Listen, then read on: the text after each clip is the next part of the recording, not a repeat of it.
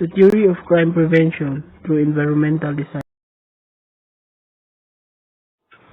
The theory of crime prevention through environmental design is based on the simple idea that crimes results partly from the opportunities presented by physical environment.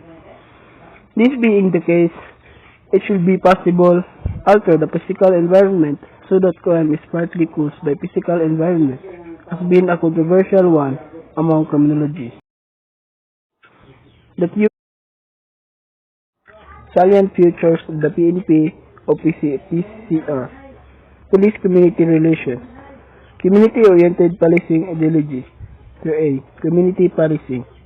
Community policing is a philosophy that promotes organizational strategies which support the systematic use of partnership and problem-solving techniques to proactively address the immediate conditions that give rise to public safety issues, such as policing is comprised of three key components.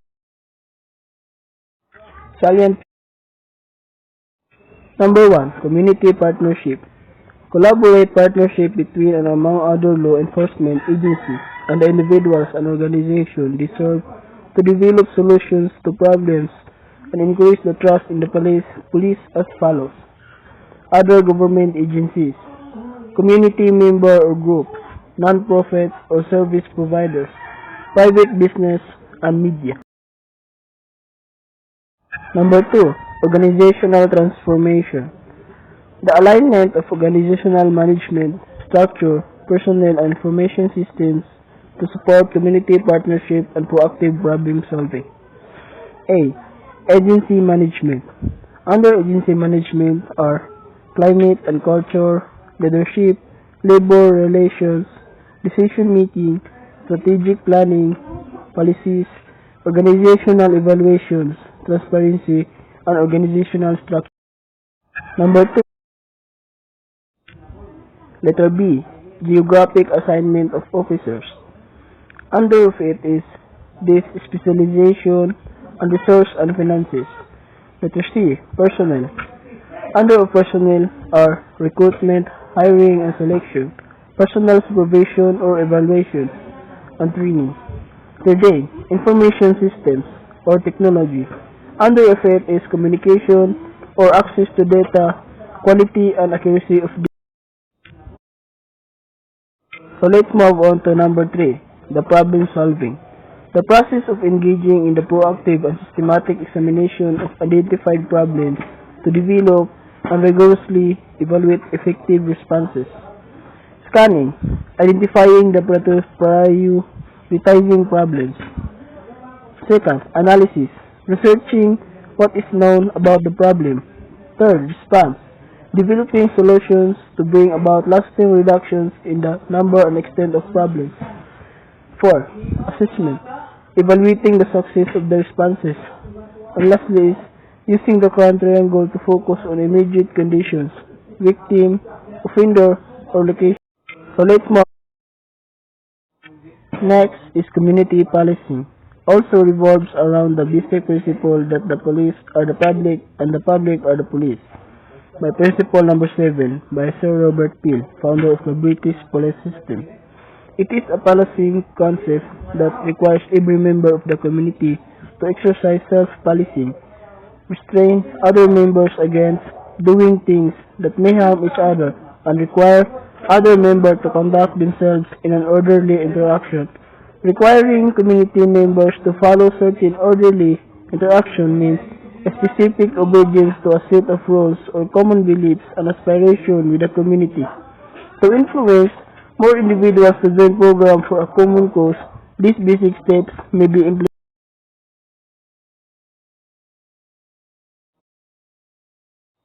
Number 1. Forging relationship. Establishing relations, either personal or professional, is a key factor that establishes credibility and confidence so that the information intended to be conveyed to the other party can be trusted and relied upon. Number 2. Use of information. Public information is a vital tool to raise awareness and knowledge that creates impression over certain facts. Number 3. Shaping perceptions and influencing their thought. When the use of information is properly done, or other appropriate in the environmental. Then, the educative and eliminative process of injecting information of the consciousness of the receiver becomes the dominant and controlling factor that affects the decision-making process of the receiver of the information. Number 4. Community organization and mobilization. The visible indicators that community perception have been shaped in favor of law enforcement action is the reduced resistance of the members of the community towards any forms of policing actions. This makes them willing to be organized and form groups for the welfare of the community and harmony of its interactions. This willingness to participate in policing action is necessarily construed to mean public support. In community policing, however, mere public cooperation would be sufficient for the police, as this would mean working in non-hostile environment. B. Activities in community policing. Community policing is a system that links and bonds the police to the community and creates a stronger and cohesive community interactions. Exchange of information are fast due to established police-community relations. Everyone knows one another, talks to and trusts each other, and confident that their police can be relied upon for keeping the peace and making the community safer. Policing the community can be done through three types of activities: patrol activities, organizational work, and community interaction.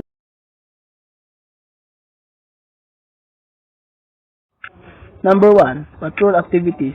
These activities are conducted so that police and its auxiliaries can be seen and felt by the community. This can be accomplished with patrolling combined with other patrol-related activities such as A. Traffic direction and control, to keep the movement of people and goods in an orderly manner and avoid potential for conflict. B. Fixed and mobile checkpoints, to deny the proliferation and movement of instruments of crime and prevent movement of people with criminal records and intent. Enforcement of traffic laws or ordinances, firearms laws, drug and human trafficking laws, anti-fencing and piracy laws, etc. that protect lives and properties can also be done alongside the patrol and checkpoint activities. Letter C. Standing and watch duties, a visibility form of duty that intended for the protection of important public vital installations and establishments such as communication towers, bridges, banks, etc. Policemen on duty in the streets should not sit. It is an indication of laziness and inefficiency and a proof that they are not doing any police work. 3. Beat patrol duties, a walk and observe duties to protect pedestrians, workers, houses, streets, offices, etc. from being molested and burglarized by criminals. Number 2. Organizational work. Community policing cannot be undertaken solely by the police. It will need the help of various sectors in the community. The following organization are material in the upkeep of peace and order and public safety activities. A. Barangay Peacekeeping Action Teams or BPAS. B. Anti-Drug Council and Movements. C. Council of Elders. D. Radio and Social Networking Clubs. E. Fire and Disaster Brigades. F. Livelihood Cooperatives. G. Sports Club. H. Skills Development Club. Number 3. Community interactions. It is an indispensable tool in bringing the police closer to the people. This requires the police to be visible in the community and makes its presence physically felt.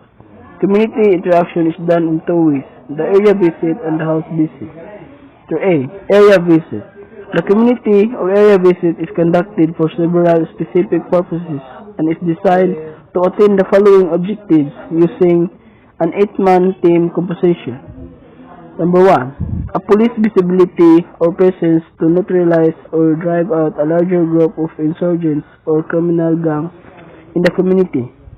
If needed, the 8-man team, which may come from the Philippine Provincial or City Public Safety Companies or the P or CPSs, assisting the community BPAT, supervisor, or from the MPS or CPS, or a combination of both, shall patrol the area, check a specific target, serve warrants plans from illegal logging, illegal fishing, and illegal poaching to sketching road maps and updating important routes and reference points.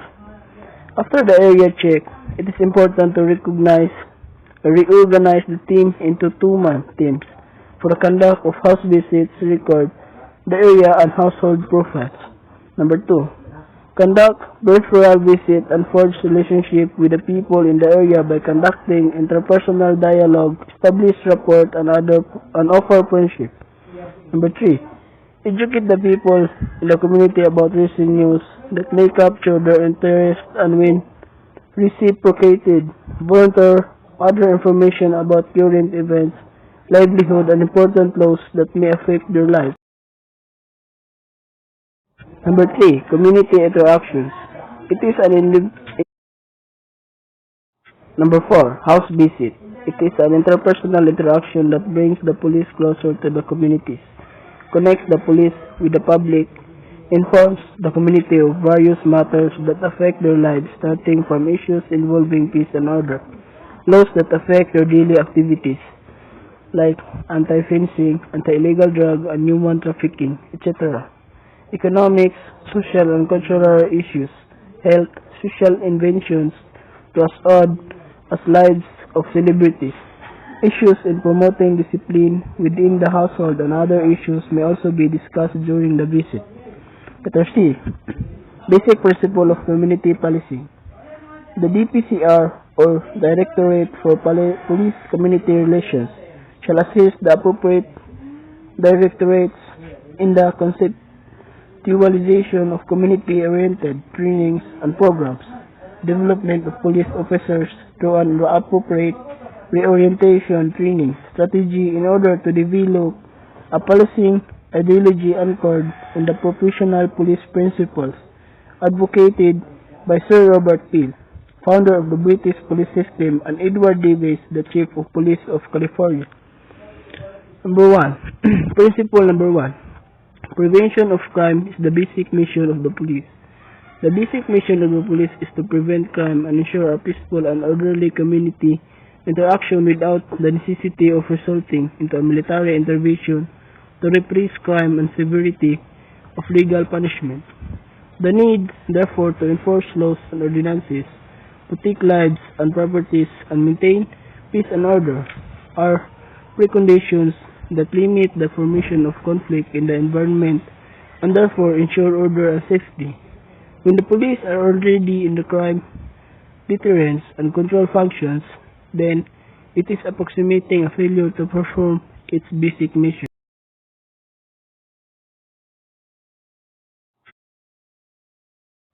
Principle number 2. Police must be respected by the community. The ability of the police to perform their duties is dependent upon public approval of police existence, actions, behavior, and the ability of the police to secure and maintain public respect. Mr. Davis wrote that no policeman can work in a hostile environment. Principle number 3. A citizen's respect for law develops his respect for the police. The police must secure the cooperation of the public and voluntary observance of the law to be able to secure and maintain the respect and approval of the public. The police must have a conscious and deliberate effort to influence the community about the need to enjoin or at the very least persuade every citizen not to violate the law or tolerate among those who do. Principle number 4. Cooperation of the public decreases as the use of force increase. The degree of cooperation of the public that can be secured diminishes proportionately the necessity for the use of physical force and compulsion in achieving police objectives. An officer with the ability to firmly but pleasantly solicit the cooperation of individual or a group can frequently accomplish through the use of a hard approach to the situation. In areas where there has been a pattern of using strong physical force to achieve police objectives, a concurrent pattern of resistance develops within the individual or group. The result is resistance and lack of cooperation on the part of the law violator and the subsequent necessity for resorting to force on the part of the police. The use of force is thus self-perpetuating.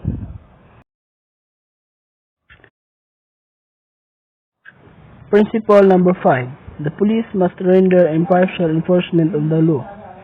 The police seek and preserve public favor, not by catering to public opinion, but by constantly demonstrating absolutely impartial service to the law, in complete independence of policy, and without regard to the justice or injustice of the substance of individual laws, by ready offering of individual service and friendship to all members of society without regard to their race or social standing, by ready exercise of courtesy and friendly good humor, and by ready offering of individual sacrifice in protecting and preserving life. It is not the job of policemen to determine what the legislator should say what constitutes a crime. It is not the mission of the police to judge whether any law is good, bad, too harsh, or too lenient. Laws are subject to change. However, when the law is established, it is the job of the policeman to enforce that law impartially.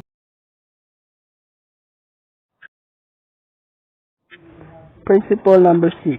Physical force is used only as a last resort. The police should use physical force to the extent necessary to secure observance of the law or to restore order only when the exercise of persuasion, advice, and warning is found to be insufficient to achieve police objectives. The police should use only the minimum degree of physical force which is necessary on a particular occasion for achieving a police objective.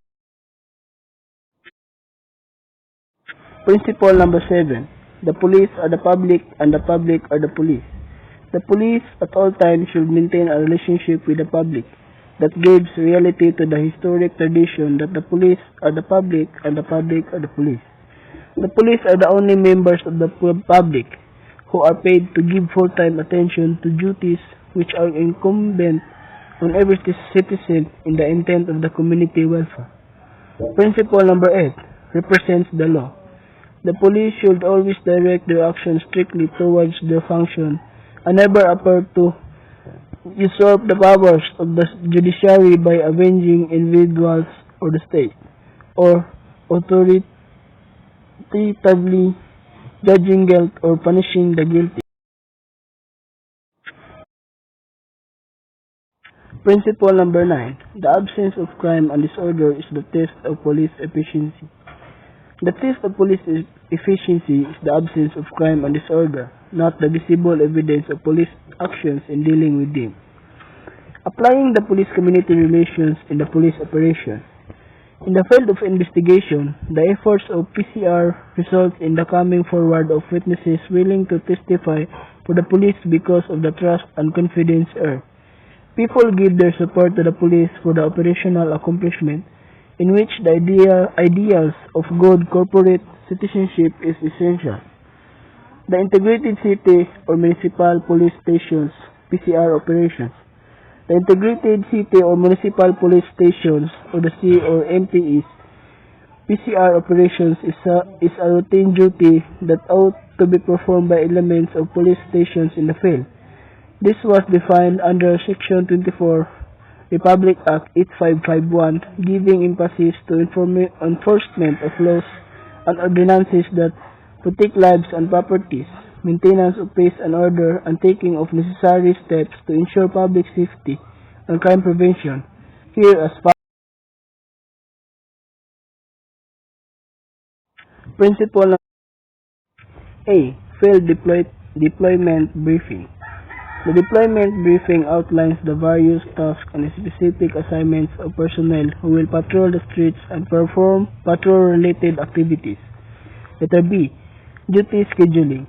All task personnel are made aware of their duties and responsibilities, and each one is given a specific task or assignment for the 12-hour period during the day or night duty. C. The patrol plan and patrol associated activities. The patrol plan is a set of protocols to provide aids to the patrol elements and at the same time yield optimum utilization of time, resources, and personnel over the accomplishment of tasks within a reasonable area of coverage.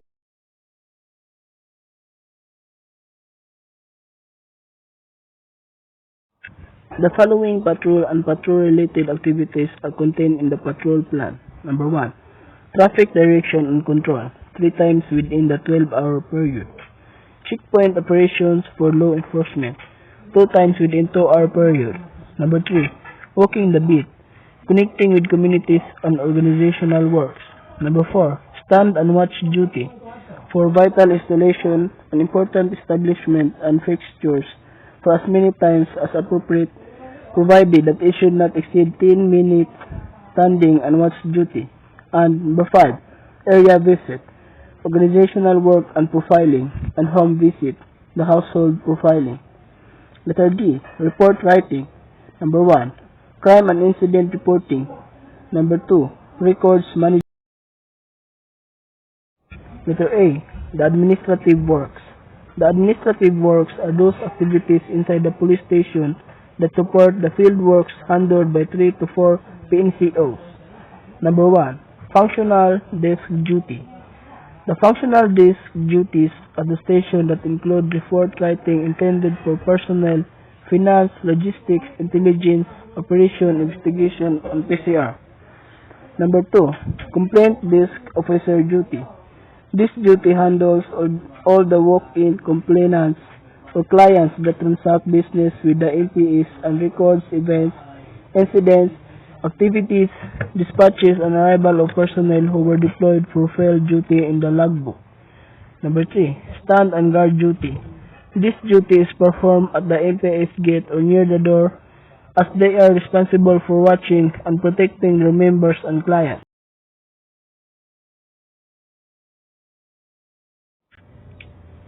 B. The Barangay Peacekeeping PCR operations. 1. The concept of BPO and BPAT structure. Barangay Peace and Action Team. This shall be established in the city and municipal police station or the police community precincts in the urban center. Membership in the BPAT shall be terminated on the following grounds: A. Voluntary resignation. B. Conviction of an offense involving moral turpitude. C. Inactive status for 6 months. And D. If a member is a nuisance to the organization of society.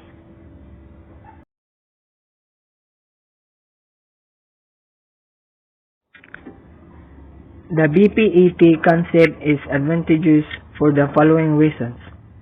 A. Broader range of police service to the public, thereby endearing the organization to the local populace. B. One-stop service. C. Decentralized decision-making in the line with the commander's quick look program. D. Localized problem solving. And E. Enhanced job scope and performance for BPAT officers. 2. The formation of the authorization of the BPEP shall be guided to the following principles and guidelines. The BPET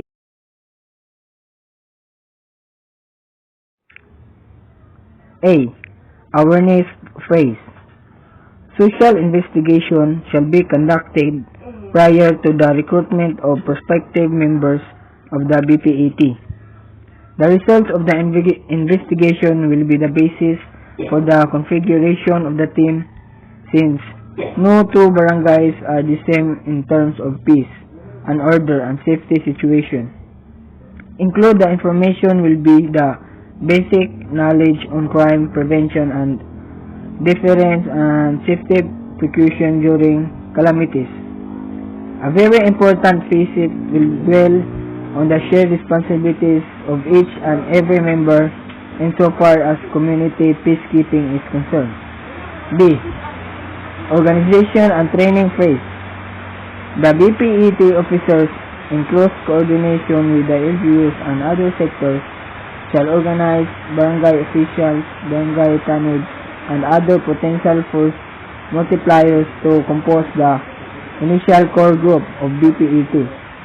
The chief of the police and station commanders of city municipal situation shall direct their policemen to include in their patrol and visitation to the barangay under them and establishments which are high risk to criminal elements.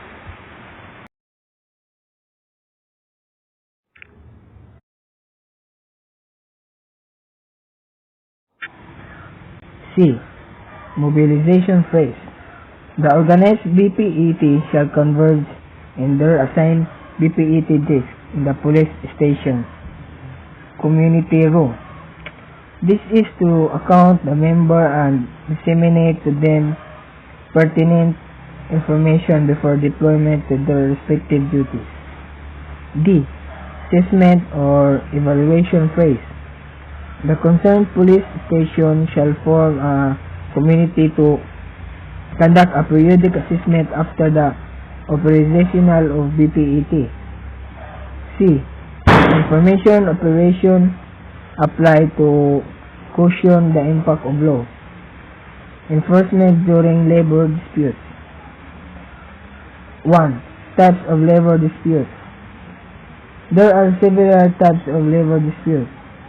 The most visible and likely to require police presence is picketing. The police approach to settlement of labor disputes to arrange terms of employment is systematic. A. Strike is an organized termination or slowdown of work by employees in an effort to compel the employer to meet the employee's demand. Police can only interfere when necessary to preserve peace or to enforce a specific order by an authorized court. B. Picketing is a demonstration by one or more persons outside a business or organization to protest that entity activities or policies and designed typical to pressure the entity to meet the prosecutor's demand. Dole or the court determine when picketing is unlawful and when it may be necessary to obtain police assistance with an appropriate court order. C. Boycott is an action designed to isolate an adversary either socially or economically. Again, police officers should be not interfere unless directly ordered by the court and in accordance with the provision of court order. D. Sympathy. Strikes occur when unions that are not involved in a particular labor dispute strike to show support for the original striking union. Police should treat a sympathy strike like any other strike and refrain from acting unless specifically instructed by a court.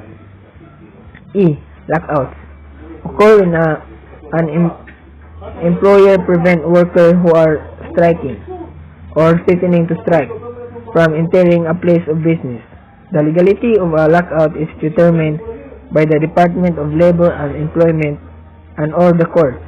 Again, police should not interfere in a lockout unless necessary to prevent violence or the destruction of property, or if ordered to do so in accordance with the appropriate court order.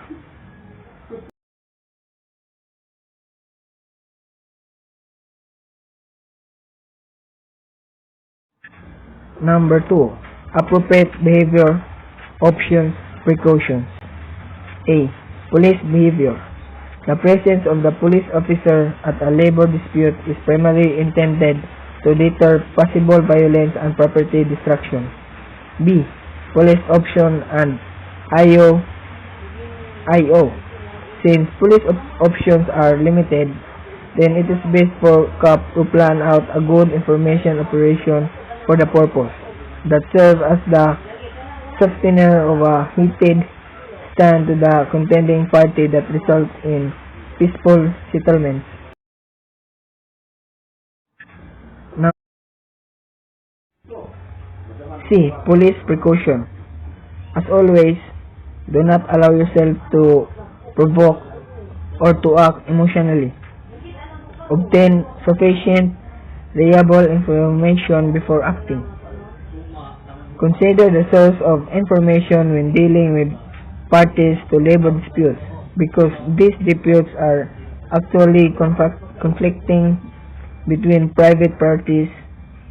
The possibilities of bias and desire to use the police to obtain an unfair advantage must always be considered. As a general rule, do not take direction from employers or employees regarding whether or whom to arrest, whether to disperse employees, or how to enforce the court order. Officers at the scene should only take direction from police supervisors. Be aware that arrest and incident reports are often sub-opinionated under the labor code to use in resolving unfair labor practice disputes. Report must be accurate and impartial. The officer must avoid adopting the biases of the parties involving the dispute. Court orders often issued in labor disputes include temporary restraining order, primarily injunction, and cease and desist order. Police should not enforce a court order to employer, the union, or the National Labor Relations Commission, unless the order is directed specifically to the police. In most instances, if the employees fail to comply with the order, the employer must go back to court and seek a contempt of court order.